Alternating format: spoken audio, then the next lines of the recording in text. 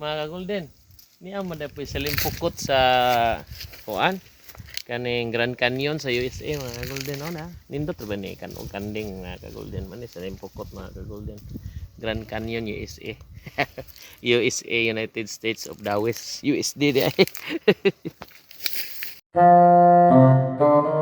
Mga ka-golden, sus din sa Grand Canyon dahil sa USA mga ka-golden na makita din nato manubo dahil gihapon ang mga wild berries mga ka-golden, no?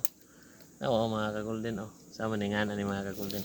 Ang pinakanindot pigid kani mga ka-golden, kini din ang sag sa agila mga ka-golden, no? No. Hindi magsag ang agila mga ka-golden. Uy, diyan muna soon mga ka-golden, tara are. No, nindot kaya nga pagka-wave ang sag sa agila. Bitaw mga ka-golden. Kuan bitaw ni sag ni sa langgam nga siloy mga ka-golden. Mo ni sag sa langgam nga siloy mga ka-golden. Kadto mga ka-golden, wild ra na din sa dawis. Dawis na manggug ko.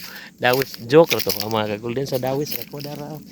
Basta lagi tagana og asa dapi ita sa dawis mga ka-golden.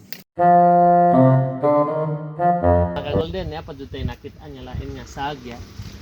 Mga ka-golden hinay mga ka-golden. Dara oh.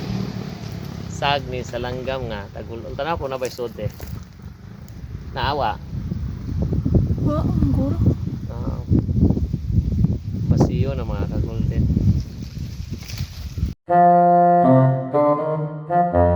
Kani mga ka-golden sa Pilipinas no kay utot-utot man ni mga ka-golden ni naman ta sa USA. Ang tawag ani diba fart ni. Kani pud mga ka-golden nabali ni siya mga ka-golden. Kani utot-utot sa Pilipinas, fart din sa Amerika. Kani mga ka-golden binali ni mga ka-golden sa Pilipinas in English no ni an-an. An-an pero dinhi sa Amerika ana-ana na ni. Ana-ana. Oh, dito sa Pilipinas, an-an. Oh, wild berry gihapon ning an-an mga ka-golden. Ana-ana na ni ron kani ano man sa US. Salamat mga ka-golden.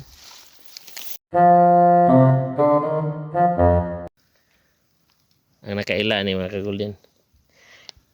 Kat-kat ni mga ka-golden mo ni kat-kat.